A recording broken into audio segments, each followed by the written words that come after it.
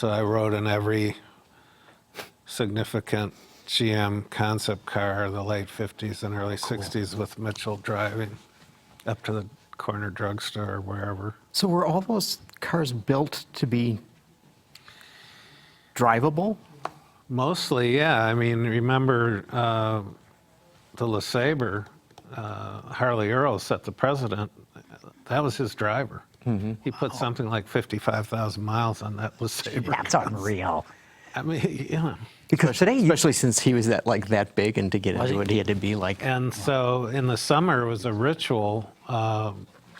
Mitchell would have drivers bring the cars he wanted to have access to that weekend. They'd bring them on Friday afternoon and park them in his driveway and give his wife the keys. And then, so I would just go down there Saturday morning and hang out, and he knew who I was. You know, I knew my dad and stuff, so I'd just get rides and everything. Mm-hmm. But, I mean, the Mako Shark, the original Stingray, the Corvair Super Spider, the Sebring Spider. I mean, they'd be right there sitting in his driveway. That's so cool. today they're not even drivable, or they can not drive from the loading dock to the display stand. Yeah, not gonna take it home for the weekend. Right. But, So yeah, it was a different time and a different era. I mean, Ed Cole let us have his personal 409. His driver, his company car was a 409, 4-speed on the floor, no console, 61 wow. Chevy, and that was his company car. And the only other 409 in existence, because they weren't out yet, was in Don Nicholson's car at the NHRA finals. And then he let us have his personal Sebring Silver 63 Stingray Coupe, and this was before it was out. And we had it for the weekend. I was just like... Another era. I can remember Don Runkle painting one of the 01s pink for his soon-to-be wife, and he put took the ZR, made a DR1, and he actually had Goodyear carve his initials like DR into the tread. I mean, and he parked that right in front of central office. The reincarnation of Boss Kettering was Don Runkle. Didn't last too long. So all that's gone now, right? Yeah, well, I mean, Bill Mitchell, he'd walk around in the studios, and if he saw something he liked, and there wasn't a reason for it to exist, he'd call the general managers out to the design dome and sort of see who wanted it the worst, who really wanted it, And then it had a reason to exist. that's how decisions got made, and then, oh well. That's a great line Steve Pasteiner had. He said, of course design's important.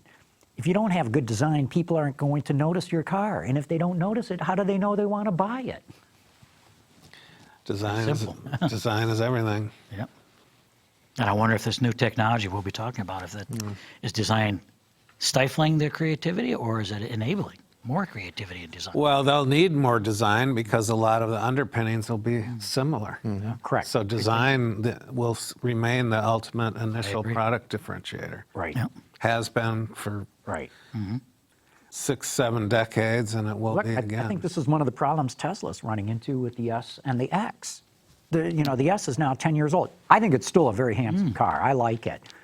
But So's the Chrysler 300. I mean, but how's that doing in the market? Nobody ever talks about that. you got Didn't Bob Dylan help introduce that? I think back in the I mean, just Auto show. think about that. I mean, these what things Detroit created was a first. Yeah, and World look, load. this is why department stores would always change their window displays. Right. You got to change. You got to freshen up. Yeah, you have to. I mean, you got to draw people in. I remember coming out of catechism at probably 2nd or 3rd grade, and the Chrysler Turbine was there. Somebody brought that, some other dads or moms. It was amazing, seeing that thing fire up and looking in that. It was like the Batmobile. Yeah. That's what it reminded me. Yeah, I remember seeing them drive around. Okay, we're going to get Kind of going burnt here. orange already. Watch Autoline After Hours live at Autoline.tv every Thursday at 3 p.m. Eastern Time. That's 12 p.m. Pacific. You can subscribe to this podcast for free by searching for Autoline in iTunes, Stitcher, or YouTube. Autoline After Hours is brought to you by Bridgestone Tires, your journey, our passion, and by DIA MTS for advanced manufacturing machinery and lightweight components.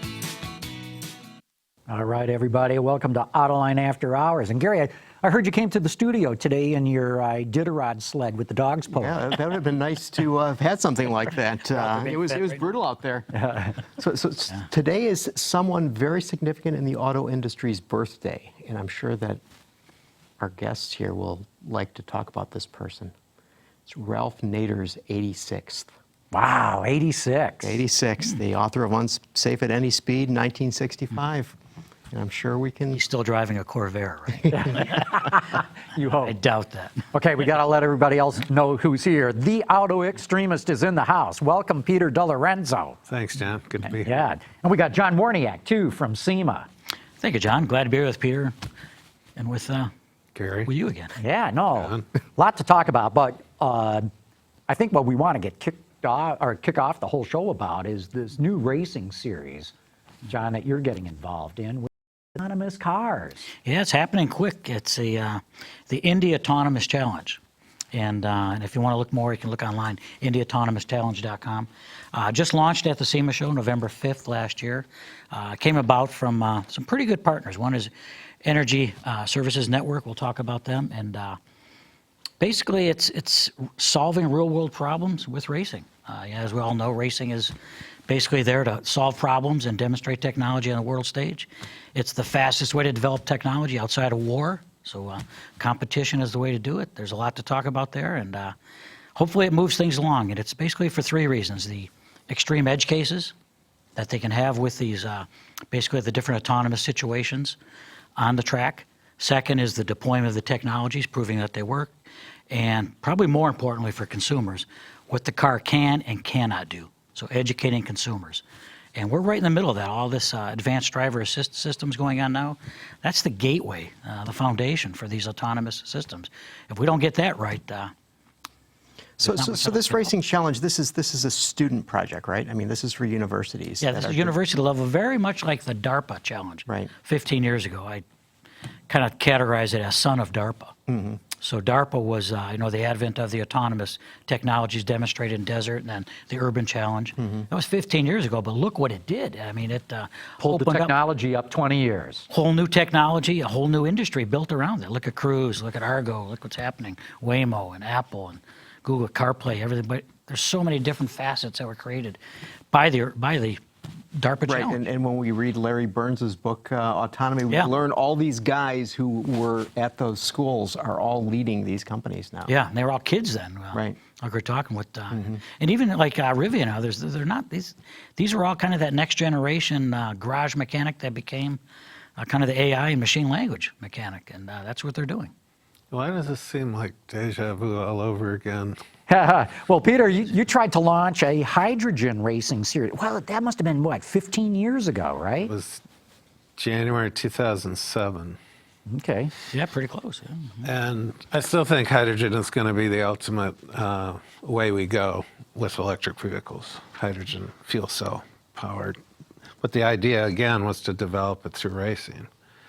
And GM at the time was very big on it, Larry Burns and Bob Lutz. Toyota was very much interested in it. And we had a big gathering at the Townsend in that January and took them through it. And, everyone nodded their heads and GM was gung-ho. And then about April, they said, well, we're not gonna do it. And once I needed one manufacturer to go all in. I mean, Bob Lutz introduced me at the... I was at the event. I remember that. I needed one manufacturer all in. I thought GM was in to stay, and I thought Toyota would come in if GM was going to do it. And then GM decided not to, and that was the end of it. It's too bad. A lot of the things I projected was, accelerating the development of hydrogen fuel cell storage, heat, dealing with heat, range.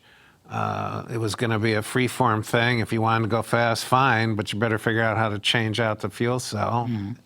And there was even, it's funny now that I'm hearing this a lot, there was a sound signature requirement in the rules that each manufacturer had to develop their own sound signature, which could be a combination of projected sound, air flowing over something on the car to trigger sound, or whatever, but each manufacturer had to have a signature sound because Was it an I knew. authentic sound or synthetic? I mean, was it, Well, didn't matter? yeah, obviously, if it's an electric, Yeah. basically electric vehicle, you needed to create a sound. So you record something and say, this is what it's going to sound like. Well, or yeah, they could project something through speakers. They could have air rushing over, and because when I watch Formula E, I just can't even. Yeah. There's just no visceral touch to it, yeah. appeal to it. So what types of cars were you anticipating that? Well, what I wanted to do is a hydrogen 500, which would run the Sunday before, a week before the real race, and actually that was another cool part. The only each car had to fit into a dimensional box and have 4 wheels. And that was it? That was it. So kind of open this formula thing technology. Because when you're talking about this autonomous challenge, they're Indy Lights cars. And, Yeah, it's a DeLorezo 15 Indy Lights Challenge car. Right. So they all get the same running chassis. So the real competitive advantage comes in the software. The algorithms, absolutely. And that's what they compete on. The athlete, it's really not about taking the driver out of the loop, the driver to get it to a point, but to take what's in that, a great driver's head, put it into the software and the fusion of the sensors, and demonstrate that physical performance on the track through the car, through the software. So that's really what it's about, to demonstrate that on the track. So each team would basically be assigned a real driver who would then provide his or her knowledge to go into, team There'll be a A's. baseline of the driver We technology. got some artist renditions Yeah, on there the you go. screen That's a now of great what they example. might look like. Yep, exactly. Like you say, they look like formula cars with a bubble canopy on them, but Yeah, really those- not enough room for a driver. And those were the DeLorezo cars. Those renderings were launched at, or unveiled at the PRI show in December. And ANSYS has since come on as the simulation partner for everyone. Clemson University International Center for Automotive Research is the kind of the baseline. Everyone will get the DeLorezo chassis, then they'll get a package from CUI car. That's what you modify. So, Gary, to your point, that's kind of the driver element right there. But then you compete on the algorithms. And just like the DARPA challenge, it's universities that are competing against each other on the track. But there'll be runoffs all the way up to the October 21st, I think it is 2021. 23rd, I think it is the race, at the Brickyard, at the Speedway. So that's the first race? Yep. October next year 2021, yes. at the Brickyard. Right. How'd you get that? Well, that's up to the founders. That's Doug Bowles and all the folks that put the program together. And I think it's aggressive. If you look at the DARPA challenge, 140 mile an hour or 140 mile course laid out in the desert. 8 cars didn't even make it 8 miles, I think, in that race. So, but next year came back $2 million, or the $2 million, up to $2 million prize. And I think was the Stanford car, the Volkswagen Red Bull car, with the addition of artificial intelligence. Sebastian Thrun and his team won that race. So, and look how that's just catapulted forward. Right. So you raise an interesting point, and Peter. So Indianapolis Motor Speedway is one of the 2 founders of this idea. Okay, the other being the Energy Systems Network, which is a not-for-profit thing. Okay, so why is the Speedway promoting driverless racing at Indianapolis? Well, that's a good question. I mean, it's America's cathedral of speed, so I think they want to be whatever's going on. They want to be a part of it, and that's about the only thing I can think of. And now that Roger's taken over the Speedway, I think they will entertain interesting things. Maybe I ought to go back to him about the Hydrogen Electric Racing Yeah. Federation, but You know, the interesting thing is when you've been in and around racing as long as I have, and you interacted with heroes and drivers, and you know, the one thing they always say after they retire is, you know, what do you miss most? The wins, the championships. He said, and they all say the same thing. It's just eerie. It's just, I miss the camaraderie. I miss the other guys I've raced against, and I miss the ones. Some say I miss the ones who were no longer with us. But that emotional component of racing, I think, is pretty much what defines the sport. I mean, technology, yes, but we all remember when Parnelli Jones was leading the '67 Indy 500 in the STP turbine, and it broke 4 laps from the end. And then A.J. Foyt steered through a massive wreck at the start-finish line and won the race. I mean, that human element of the sport is interesting. Now, this is a technical challenge. Exactly. But, you know, when you remove the human element from the sport, you know, I think something's missing. Just like when you remove the visceral appeal of the sound in Formula E, something is distinctly missing. Yeah. Absolutely. You know, one more example was in 1957 at the German Grand Prix, where Fangio had a botched pit stop and was something like 3 minutes away from the lead, and went out and set 7 consecutive lap records and 9 lap records overall, and came back to win. I mean, you know, that's not going to happen with a robotic car. I mean, it's just not. Little side note to that story, too. That's at the Nürburgring, Yeah. which is what, 14 miles per lap? Yeah. So when Fangio would come by the pits, he'd pull his choke out. So the car would, just so I They'd think think that he's- Ferrari would not signal its drivers, slow down, it's okay, he's got troubles here, don't worry. And I know that story firsthand from him, from Fangio. Yeah, and he said it was his greatest. Wow. drive. Greatest victory. Yeah, greatest victory. And you know, the Speedway, the ultimate proving ground, right? I think that's a big part of why they want to be involved. And then, Well, there's a time where the Speedway got away from it, so I'm glad they're embracing. yeah, and it's pretty Things like proactive, that. I think, for doing so. You know, it was Di Grazzi from Formula E and Robo Race. I think he's the chairman of Robo Race now too. He says it very well. It's a different sport, you know, without a human being the driver, and again, groups competing against groups, if you will, for their intelligence and how they race, and it's a different future for racing. So it's I don't think we even understand the doors that'll be opened and the differences. I think the good thing is human racing and autonomous racing will coexist in every one of our lifetimes. Right. Oh, yeah. Around. You know, I don't see, you know, Indianapolis selling out all the seats No. to watch autonomous racing. Like Formula E, as Peter mentioned, it's great for the OEMs and the technology providers to participate in that, but the audience, where's that feel? I mean, SEMA's built on, you know, cars and car culture, and that doesn't exist in any of those racing venues yet. So So I found a long fun ways from fact, that. Peter. This goes well before any of the races you talked about. The first Indianapolis 500 in 1911.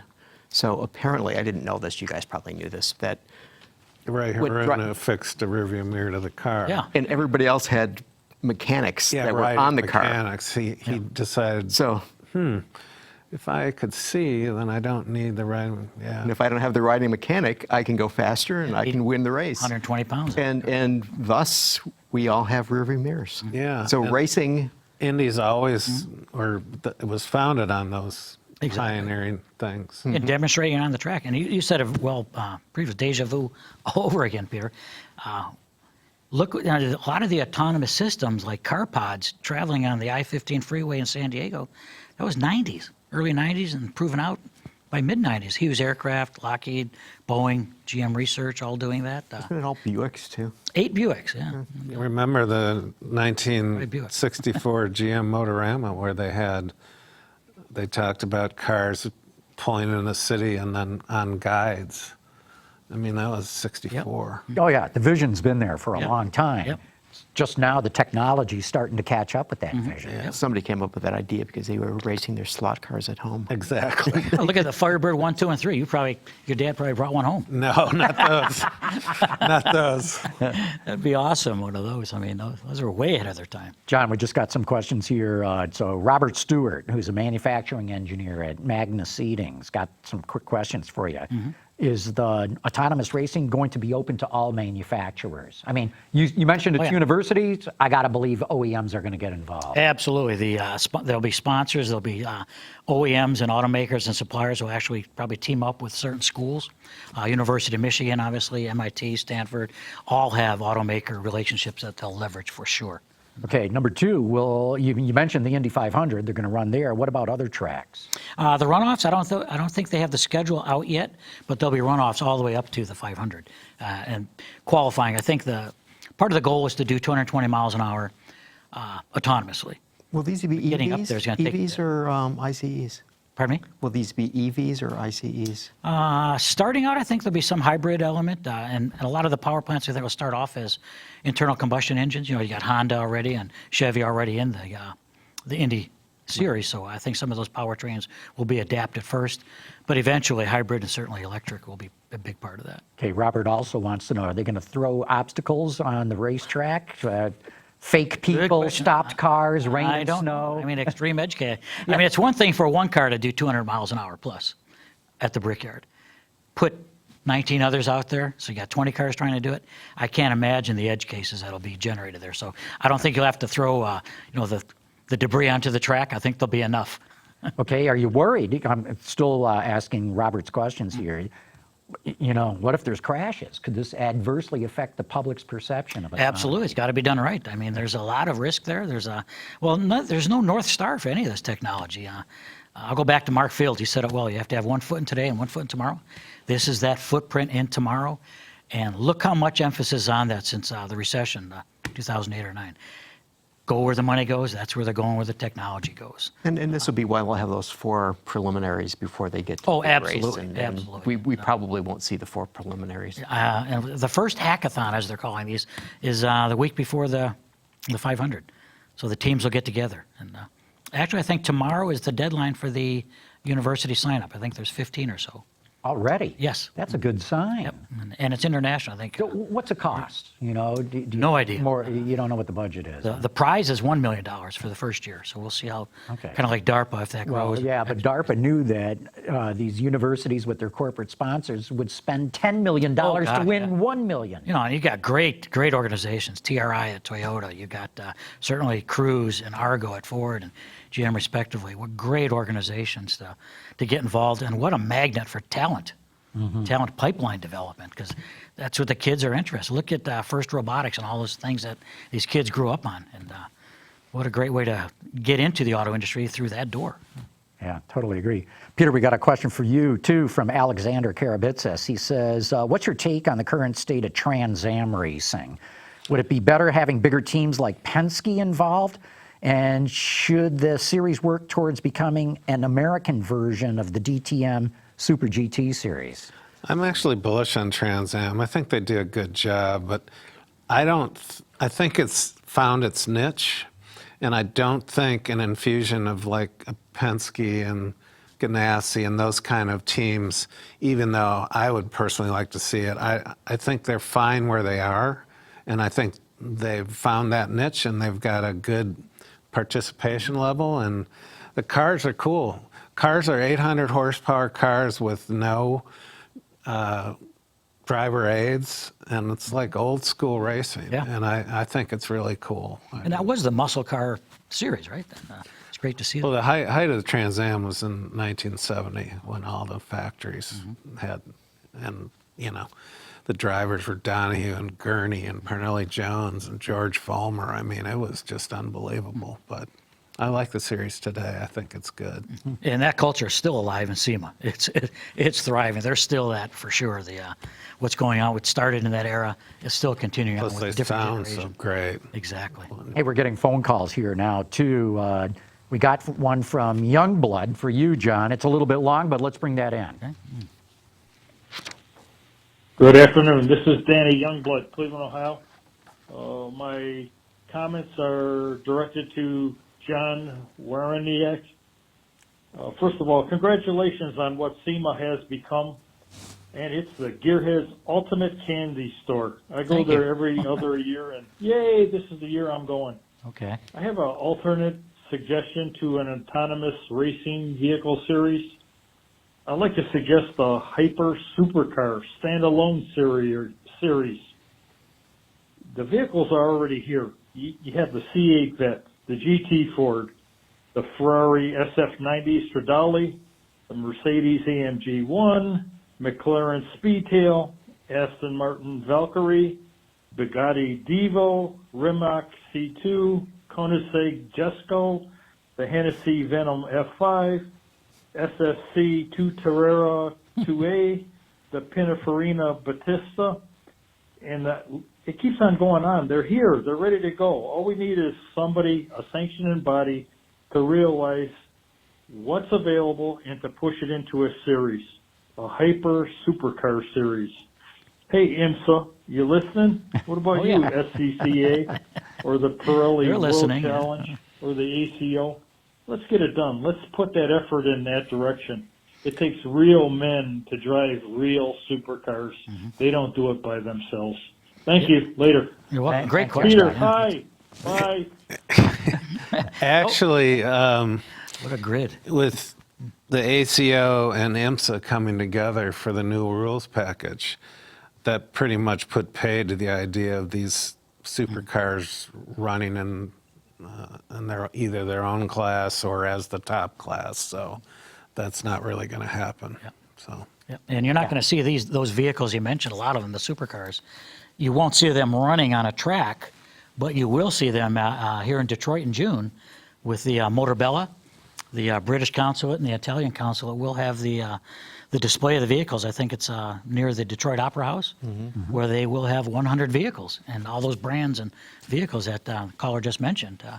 They'll be out there, static display, none of them running. This would be like the world's most costly square footage in the city of Detroit.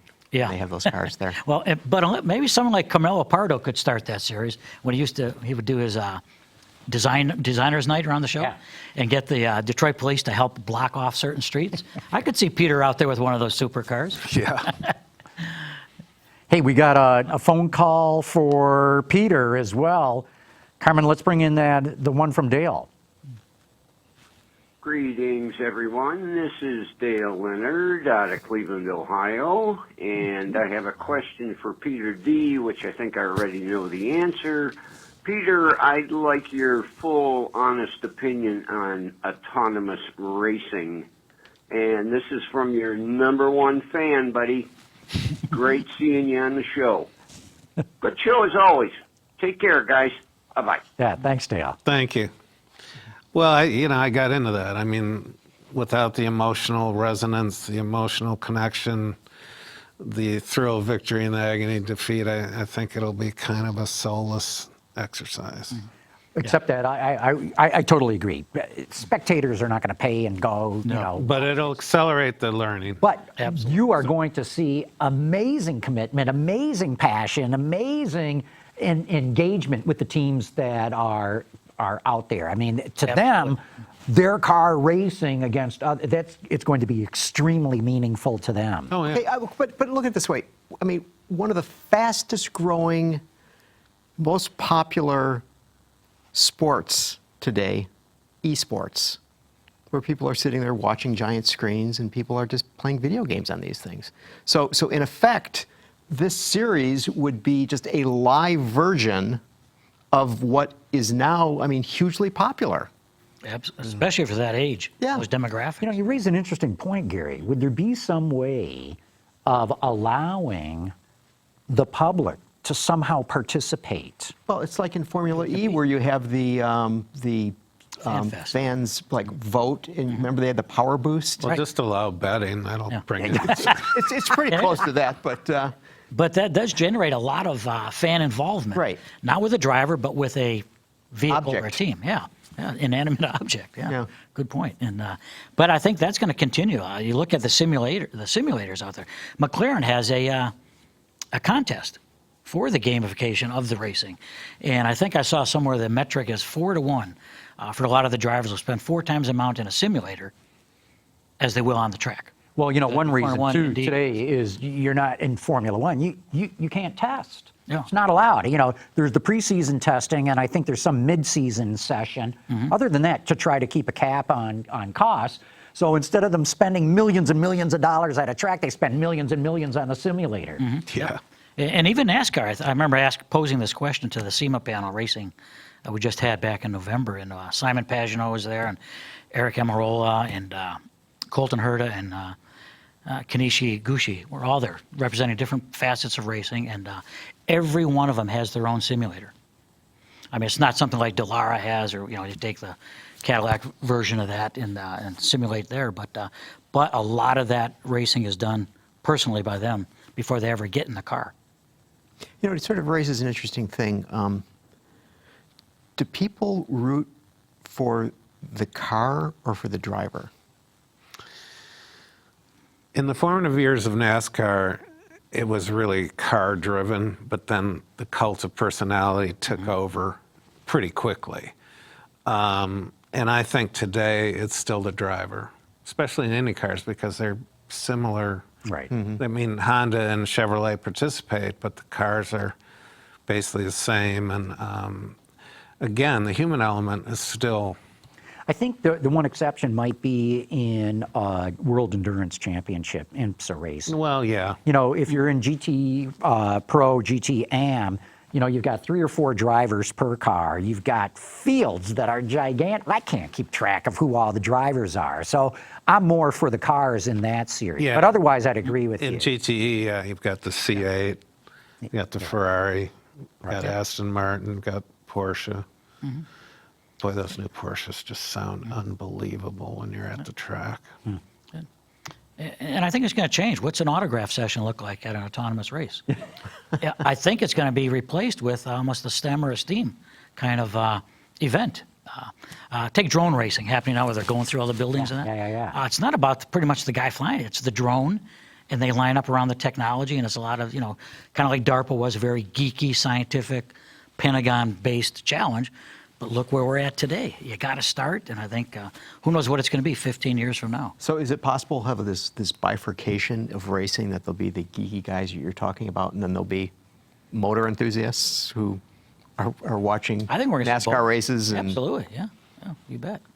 Where's the heroes? Well, the other thing is, with electrification coming, all ICE racing is in danger of becoming vintage racing. Exactly. Because Yeah, a great point. That's, that will still be a huge attraction, but it will bear no resemblance to the street car you're driving if you're driving electric. Of course, they don't bear any resemblance to what you're driving anyway. So. Right.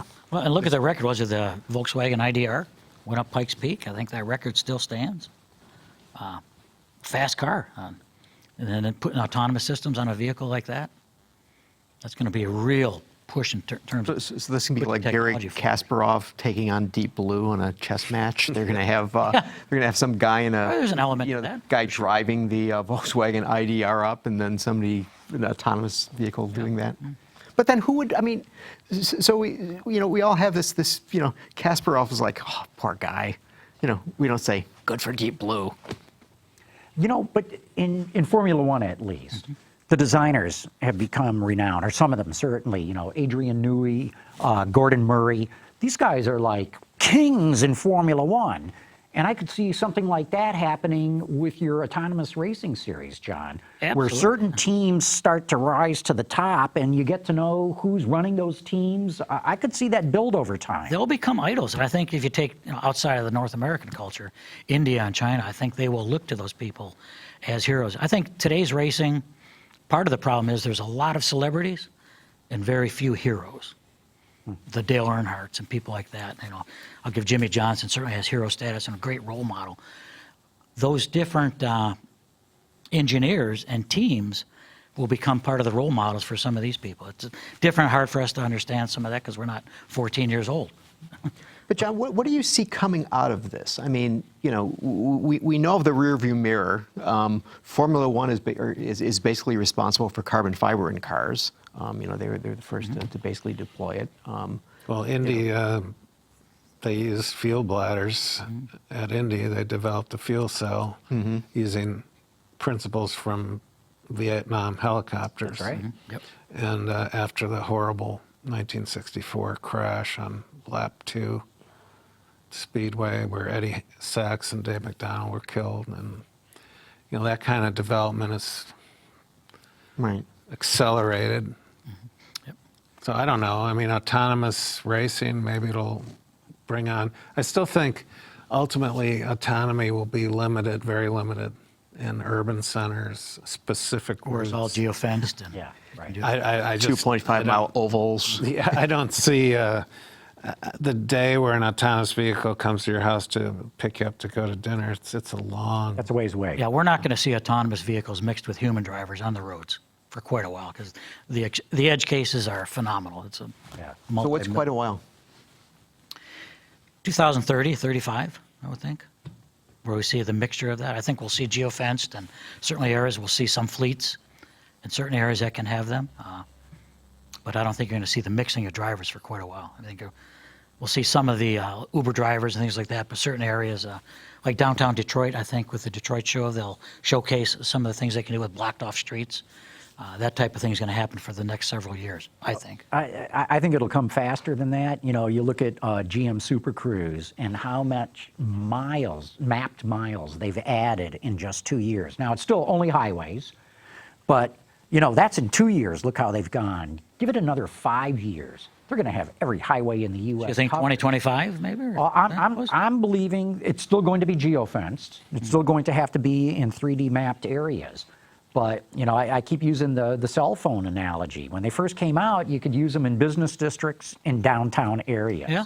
And now we've built the cell towers to where you can be anywhere and get a phone call. And that's how it'll take. Yeah, I think the rate of adoption will increase. But to your point earlier, you know, what do you see coming out of this? I'll go to GM's triple vision strategy. You know, zero emissions, zero crashes, and zero congestion.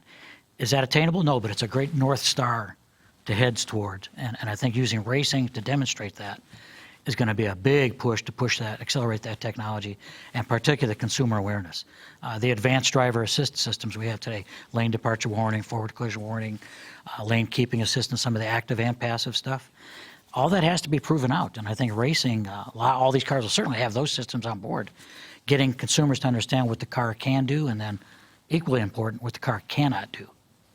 Okay, we got one more phone call, then we'll take a break and get on to some of the other industry news. But Carmen, let's bring in the phone call from Clem.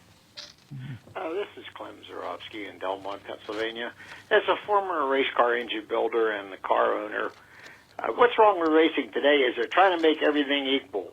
Racing should be ingenuity in action like it was 20 years ago. When the guy who was the smartest, he went out and did the winning. Nowadays, they want to give everybody an equal chance, and it just seems to deteriorate the racing. Thank you. Yeah, thanks, Clem. Great term there, ingenuity in action. I agree. I mean, there was a point, I think we all remember when the 200-mile-per-hour barrier was being chased at Indy. I mean, that was a huge deal, and that's when they had 200,000 people for qualifying. But there was a moment in racing where technology swallowed the sport whole. Tire technology, aerodynamic technology, engine technology. And then, I mean, we've been playing this management game with racing for 30 years now.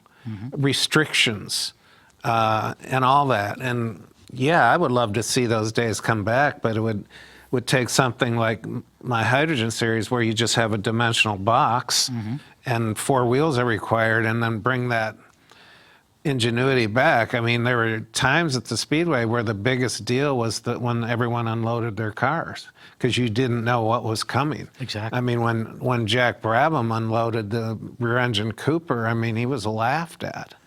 And then he went out and ran pretty damn well, and then that was... Changed the whole Indy series. Yeah. And then, you know, Chapman and Ford got together with Clark and Gurney, and the mid-engine revolution was there. I mean, I would love to see that in racing, but it's just almost impossible today. Yeah. I think the science has been used to slow the cars down, and to, as Clem's question was about, the racertainment, if you will. Everyone's equal. So yeah, when the green flag drops, yeah, they're all equal. But once the race starts, it shouldn't be. There should be ingenuity in action. I love that term. That's great. What can end up happening, it'll all be tweaking their NVIDIA processors to go faster. And There you go. And that's a great new company. That'll certainly be part of this. That'll be what it'll be all about. Okay, let's take a quick break. We're going to give a shout out to our good friends at Bridgestone and DIA MTS. Whether they're electric, autonomous, or connected, tomorrow's cars must be developed quickly with the highest precision, and they have to be lightweight. DIA MTS can provide what you need, from advanced manufacturing machinery to lightweight components. Learn more at our website at www.d-iamts.com or visit our showroom right next to Metro Airport in Detroit.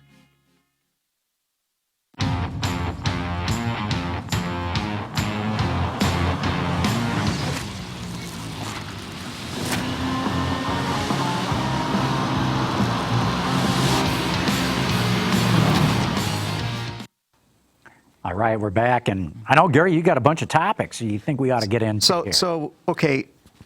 While I was looking for a number for this week, I did come up with one, but we don't have it here. But so I'll just tell you what this was, and it'll lead to something. So, I happened to be reading this report from the Institute of Energy Economics and Financial Analysis, because why wouldn't I, right? and they had this. Here's the copy. I saw it here.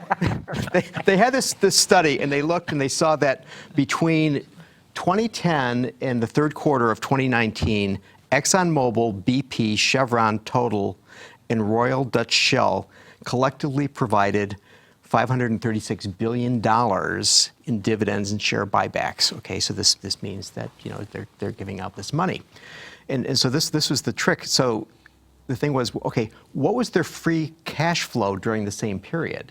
Well, it turns out that was only $329 billion, meaning that they had a $207 billion deficit that they had to make up for by selling assets and taking out loans and things like that.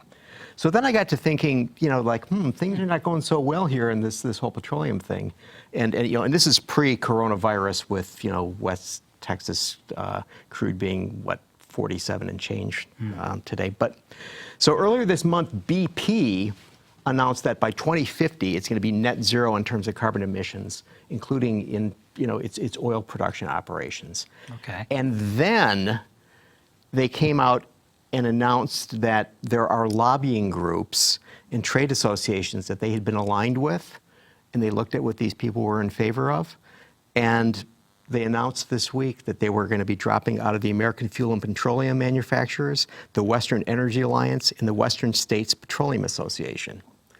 So here you have one of the world's largest petroleum producers basically saying to these guys, you're not aligned with us, we're done. Then they gave warnings to like a dozen others, including the U.S. Chamber of Commerce and other things. And so I'm wondering, what is going on when you have a company that's predicated on essentially making gasoline suddenly saying, things got to change? Well, lots of luck, boys, is what I would say. And I'm not trying to be facetious here, and I'm not trying to defend oil. All I'm saying is it's an oil company. It's a carbon company. And so if you want to get into all these other technologies, go ahead, but it's not your core competence. It's not what you really know. There's probably startups and others who are going to go and thrive in that business. I'm not a big believer in one company that's really strong in a given technology or product line knowledge base, flipping over and doing something altogether different. I just don't see it happen. Name one company that's pulled that off. I'm sure there's something, but if you guys can come up with a name, I'm all ears. You're shaking your head, Peter. No, I don't have a thought. Yeah, it's usually an extension, in terms of growth. You can get bigger, you can get better, broader, or bolder. But to totally flip and get out of, let's say, carriage business, fisher body, you migrate into building car chassis or something like that. But to say we're going to build widgets of some other kind, totally out of their core competency, and do that successfully, I Are don't they going to know. become a solar energy company? Are they Yeah, going to I become don't a know. battery manufacturer? You know, they could become that, but I'm just saying their knowledge base, their core competency is not in it. It would be like saying, why can't the car companies go compete with the airline manufacturers? They got manufacturing operations, they understand aerodynamics, they've got the engineering base. Yeah, well, guess what? They don't know how to make airplanes. Right. There's that know-how that Exactly you got right. to acquire. Of And course, I was at one of your former places that you once hung your hat at, Johnson Controls, now known as Adient, and they're working with Boeing on airplane seats, which I thought was a rather interesting development. see, their core competency was seating, obviously, so that's getting bigger, if not broader and bolder. But totally, you know, they're not in the They're not trying to make jet engines. exactly, or switching around and building hydrogen-powered cars. Yeah. Not yet. Okay, moving right along here. Speaking of electric vehicles, as we were, I thought it was fascinating. Now, you guys reported on Daily about this, and I hadn't realized that. So Lordstown Motors, when they're coming out with their Endurance pickup truck, will be using wheel motors.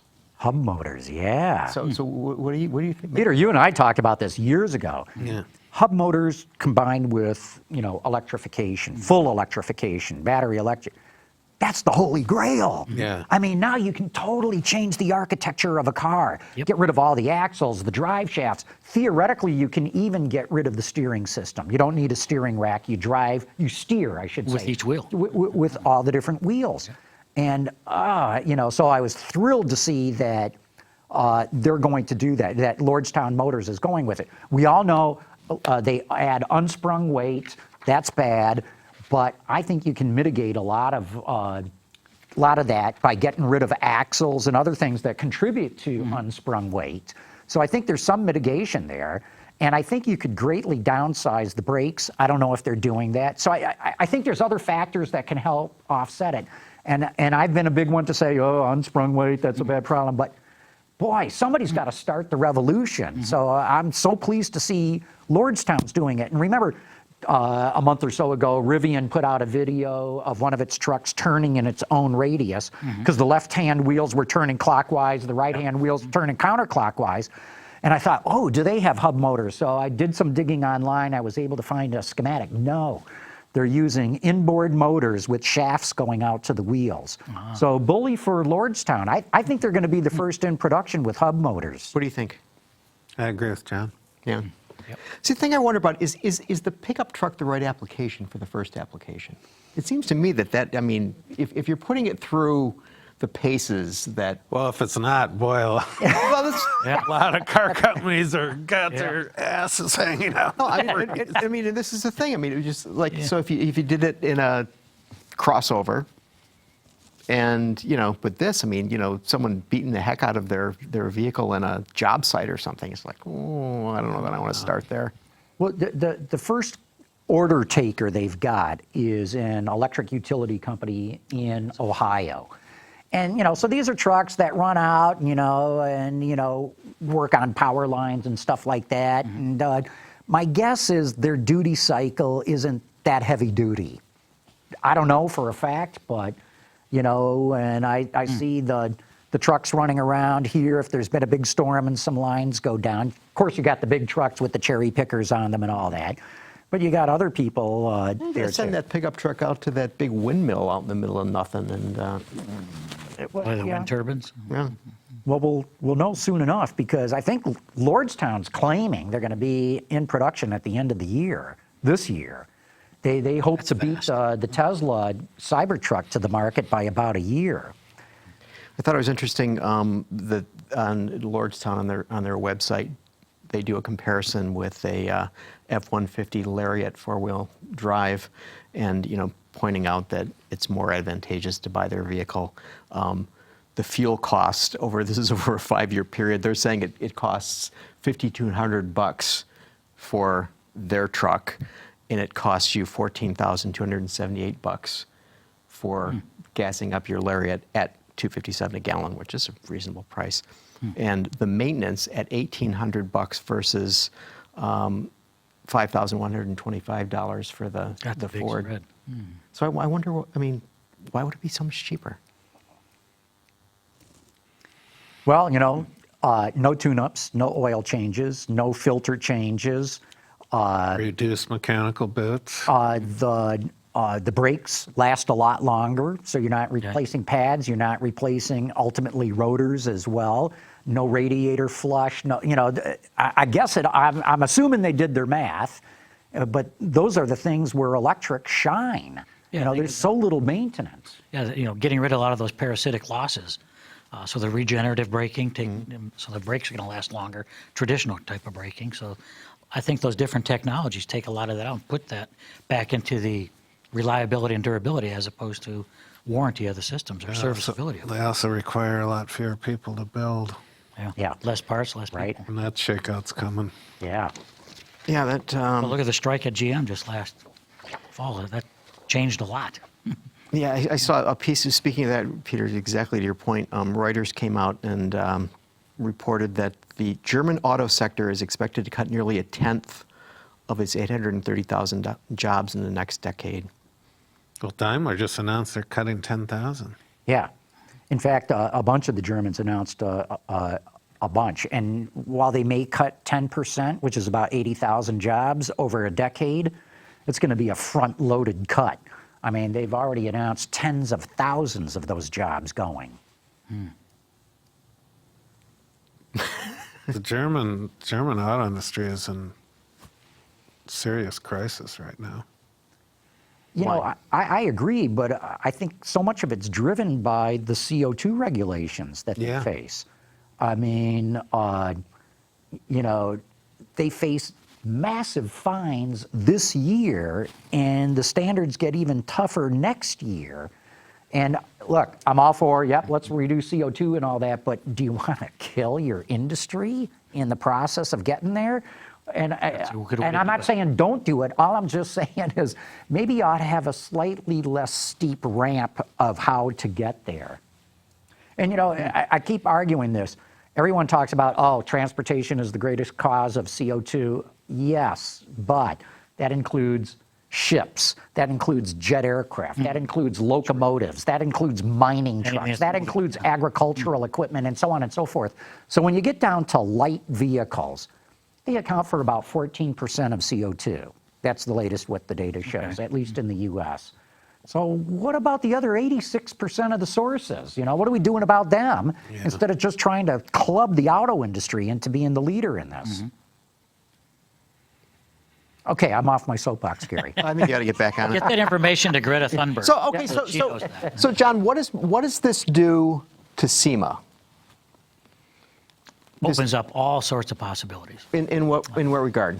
The next generation SEMA companies and the traditional companies that know how to go fast. A lot of them are grassroots entrepreneurs. They find ways to figure it out. So whether it's new technology and a lot of the disruptive technologies, the SEMA members have ways of figuring out how to apply it faster, better, cheaper than a lot of the suppliers and OEMs do first. So they have access to a lot of different technologies now with the ubiquity of all sorts of things. And you can go on eBay and pick up electric motors today. You can go pick up parts from Teslas that have been crashed, and the retrofitting of those vehicles, making a muscle electric or a hot rod hybrid. So they're already doing that, and there's quite a few SEMA companies that are leading that space.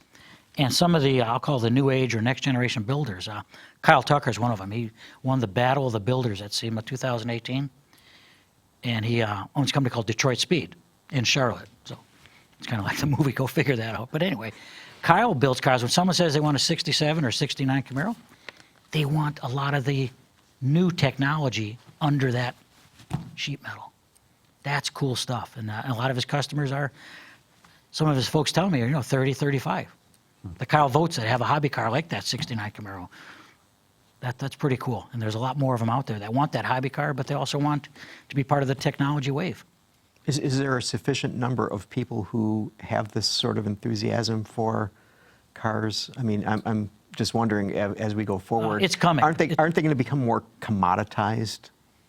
The technology will become commoditized, but the application, just like SEMA, as Ralph would say, Ralph Gilles, our friend over at FCA, now Peugeot SA, is it? Well, who knows? Yeah, They who haven't knows come what- up with a name But yet. anyway, so you got to have good bones. SEMA is all about having good bones and finding those bones and making them work. So, Peter, do you think that, if this whole skateboard thing comes to be, that design will be the differentiator, that people will flock to a particular? Yeah, I still believe that. It will remain the ultimate initial product differentiator, because if there's, common skateboard technology underneath, what's going to draw people in? The emotional reaction they have to seeing something that is compelling visually. I think it's going to be even more important going forward. and then good question, Gary, about what's it mean for SEMA. Take the electrification of vehicles, for example. The new trend from off-roading. You certainly got King of the Hammers and some of the grassroots stuff that's been kind of resurrected, but the overlanding is what they call it. So you take the vehicle out and you live out of it in the desert. You've seen the Yakima tents on top of them. Yeah. You haul everything out. You take a Rivian and everything's powered by that generator on board. That's pretty cool. You got a very off-road worthy vehicle. You can probably take that thing in water up to the Beltline, right? No exhaust to worry about, all sorts of cool things, and the gradients you can go up and down, and then you can live out of it and power everything that you want from the, I'll call it glamping, if you will, or overlanding, whatever you care to call it. But that's a I don't pretty know big about movement. the water thing. I kind of think about it. I'd be a little nervous about that. Electric radio dropped into your bathtub. I don't know about that. That's a James Bond movie. Oh, okay. Hey, they had electric submarines. Come on. John, we got a perfect question for you that just came in. Albert Maniscalco says, how far off are 48-volt electric turbo kits? Any ideas on that? Well, certainly to power all this stuff on board the vehicle, the safety systems, 48 volt is already finding its way into them, but I don't really know the timeline for a lot of that. That's it a depends lot on of the platform. engineering. That's not just a bolt-on. Exactly. Yeah, that's not an accessory. That's well, you had was it Gary Bandersky? Yeah. The digital vehicle architecture. yeah. And Mark Royce has said, basically the electrical architecture is the next battleground for the OEMs and automakers and suppliers. 48 volt plays into that, but I think just the digital vehicle architecture at GM has well over 100 patents on it. And that's a big part of the future. So where 48 volt fits in that and how fast it rolls out, I have no idea. Yeah. So you mentioned PSA, and this week PSA announced its earnings, and they set a record in the history of the company. And Carlos Tavares said, and this quote is just too precious to not share, "Our skilled and committed teams made the difference once again. We have achieved record results in 2019, driven by our agile, customer-focused, and socially responsible approach." Did you get that, Peter? Socially responsible approach. He went on to say, "We are ready for the energy transition, and all of our teams are focused to offer a clean, safe, affordable mobility for customers."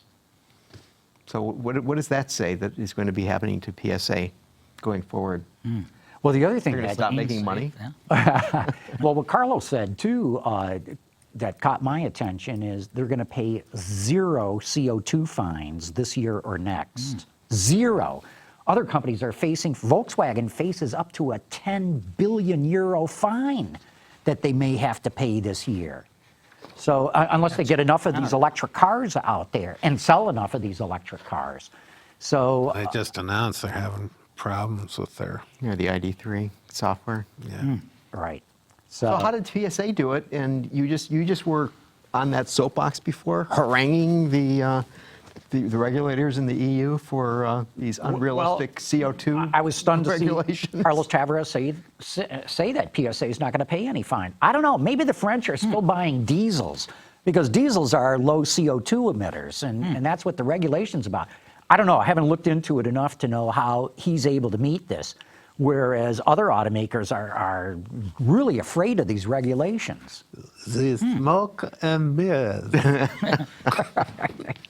Is there like, I've thought about this for a while. So, traditional SAR, is there a mobility SAR coming with all the other different mobility sources? Is there something along the same equivalent? You mean like tuk-tuks and Well, motor the e-scooters, scooters? Ford and- e-scooters, for example. would that end up certainly plays into what they're building, again, with the Ford brand on it. What about some sort of mobility cafe? Will that play into their portfolio for zero emissions? And you mentioned like they're not going to pay a single fine or a license for that. You mean a mobility cafe in what Yeah, way? I don't know. With all the different mobility products that a company might make, will those play into a portfolio that you get credit for? I don't know. I haven't heard any talk of that. What I have heard credit or talk of credits for is as you introduce technologies that can contribute to smoother flow of traffic, adaptive cruise control being a perfect example of this. You know, if we could control traffic, we could get far greater improvements in fuel efficiency and reductions in emissions than anything we can do individually with the cars, including, you know, electric's okay, maybe they reduce emissions in the big scheme of things, but they don't reduce congestion. So, and NHTSA and the EPA have been open to this talk of, geez, if you can do things to mitigate traffic, because if you can keep a car at a steady speed, a car at a steady 70 miles an hour is using what? 12 to 15 horsepower, not much power at all. But it's when you start slowing them down and then have to accelerate them again, that's when you really start to hurt emissions. So I've heard talk of, you know, traffic mitigation technologies that maybe you get a credit for, but not for mobility credits. Yeah, maybe it's coming. But maybe it does exist, and you know, Peugeot makes all those bicycles, and so maybe they get credits. They're getting credit for the human-powered? for the human-powered bicycles, and they're just able to. Maybe it's time for the out extremist flatulence-powered balsa wood glider. There's a lot of technology there. And it'll be autonomous. Yes. What else? You got one more topic, Gary? Sure. Hey, well, can I throw one out? Sure. Coronavirus. I was about to get there. What's going to happen with the industry? So, credit ratings agency Moody's Investor Service on Wednesday cut its 2020 outlook for global auto sales. It expects global auto sales to fall 2.5% in 2020, lower than its previous estimate of a 0.9% drop. And they attribute this to coronavirus. 2.9% drop doesn't sound like much to me. No, 2.5% in 2020. But they thought it was potentially going to be a growth. Uh-huh. Okay, so Yeah. so basically it's So from growth to negative. I don't know what to say. It's just kind of approaching science fiction stuff now. What was that movie, Contagion? I didn't see it, but I think I saw the plot line. It's not good, whatever it is. no. I hope it's arrested and controlled. And Yeah. It's really cut into Corona beer sales. I know that for a fact. And No, you're yes, kidding. I heard that in California last week. Don't want to drink the virus. People associate Corona beer with coronavirus. oh man, come on, There you go. That's come on, man. and look what it's doing. Japan closing the schools For a full month. starting today for a month. Wow. I heard Nestle is stopping a lot of their international travel. Auto shows are tentative. Yeah. And, you know, my wife was showing me this on the news last night. Port of Los Angeles, Port of Long Beach, no ships. Nothing's coming in. And so the ripple supply chains are going to dry up real quick. Wow. And so there's no question that production in this country is going to be impacted. No question about it. I'm kind of surprised it hasn't happened yet. So will there be a Geneva show next week? I don't know. They could cancel that at any moment. The Olympics have been given 90 days. They're going to decide, and The Chinese Formula One Grand Prix has been postponed. Right. So yeah, I mean, we haven't seen the full impact of this coronavirus, not yet. Wow. And you know, so far the U.S. has been lucky, but listen to what the Centers for Disease Control is saying. It's coming. We're going to get hit. Yep. We're going to get hit just like they got hit in China. just a question of how much. Yep. Well, when I was on the way here this afternoon and at a dead stop with the car in park because of an accident, I heard a woman on the radio who works at the hospital in Everett, Washington, that treated the first coronavirus case, in the United States, and she basically said, and I was a little encouraged to hear this. She says, people don't, you could get it, and it's just basically like a bad cold. So someone gets it, they're not automatically gonna. In other words, the zombie apocalypse isn't upon us. Not quite yet. quite But so we got to have some. No, optimism look, about this. I can't totally all just agree. cower. We're not going to shut everything down like they did in China. But all I'm saying is there will be an impact. There will be regional impacts. And with the supply chain in China being disrupted, it's going to impact production here. Yeah. Got to. Yeah. As we get more and more global, that shows you just one ripple effect.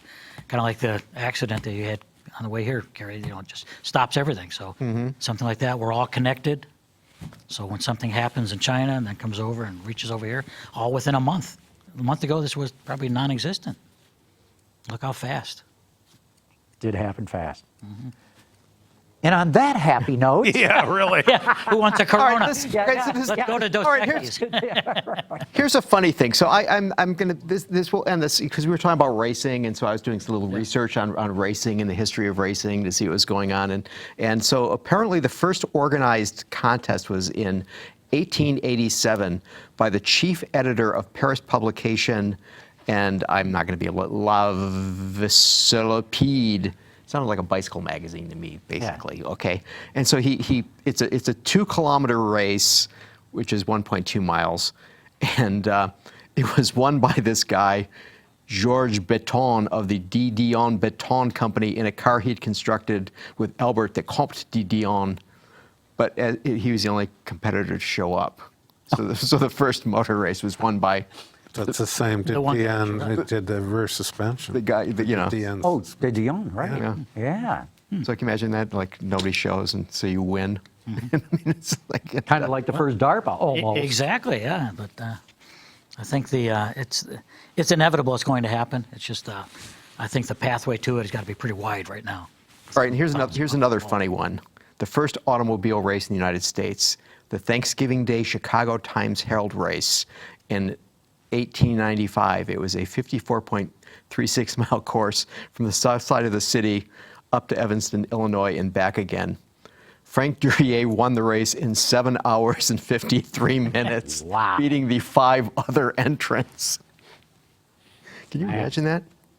Now think of the proponents of horses back then. Yeah. Like Henry Ford's idea of a faster horse. If he had asked people in a focus group, I wonder what people back then thought of this new autonomous or driver-powered machine called a car versus the horse. It was called the horseless carriage. Yeah. So I think we're up against the same thing, but we don't have too many people around from, was it 1895? Mm-hmm. The interesting thing is that many of the first races were actually sponsored by publications. In newspapers. In magazines and actually, and this you probably know all about this, Peter, that James Gordon Bennett Jr., the owner of the New York Herald, started the Bennett Cup, and he gave it to the French, the Automobile Club de France, and this was in 1899, and so it was first given in 1900, and it was rewarded until 1905, when the Automobile Club of France decided, we'll hold our own thing at Le Mans, and that's where that happened. Wow. That's great. That's better than coronavirus. Yeah. Well, hey, time to wrap it up. But John Waraniak, thanks so much for coming on and talking about autonomous racing. Peter. Very interesting. Loved it. Yeah, Peter, great having you on the show, John. as always. Right. Gary. And Gary, we're off next week. Okay. But we'll be back the week after that. Cool. Autoline After Hours is brought to you by Bridgestone Tires, your journey, our passion, and by DIA MTS for advanced manufacturing machinery and lightweight components. Visit our website, Autoline.tv, where you can watch us live Thursday afternoons. Get your daily fix with Autoline Daily and in-depth analysis and interviews with Autoline This Week. There's all that and much more at Autoline.tv.